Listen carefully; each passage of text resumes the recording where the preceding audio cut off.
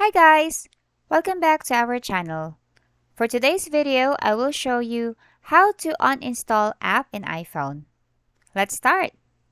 So, nowadays, smartphones are becoming very handy when it comes to apps because you could install apps on your iPhone, even on other smartphones. Like there's tons of ways for you to install apps that basically you need on your day-to-day lives, and in the event that you get bored with it or you feel like you don't want to use it anymore, you could uninstall it so easily. However, you just need to be mindful that it depends also on the space that your phone has, or your device, because you cannot just be installing so much apps, otherwise it would consume all the space of your phone and there might be no more space for others. Like in my case, I want to make sure that I have enough space for my photos and videos, so we can uninstall apps if necessary. Okay, so how are you going to do that? So simple, guys. All you need to do is just select the app that you wish to uninstall.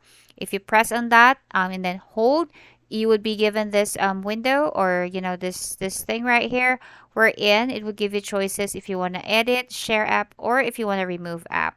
Remove app is basically how you're going to uninstall. Just hit on that and you will be getting this message. If you wish to removing from home screen will keep the app in your app library. Delete app, remove from home screen is cancel. So in my case, I just need to delete my app and then just click on that.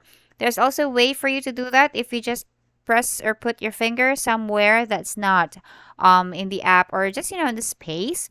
You would be getting this wiggly jiggling apps that has a minus sign at the left portion. So you can just hit on minus sign, guys. Okay, and if you wish to remove that app, you can also do that. It's the same. You will be getting this message as well. So I hope you learned something today. If you like this video, please hit on like. Thank you for watching. Goodbye.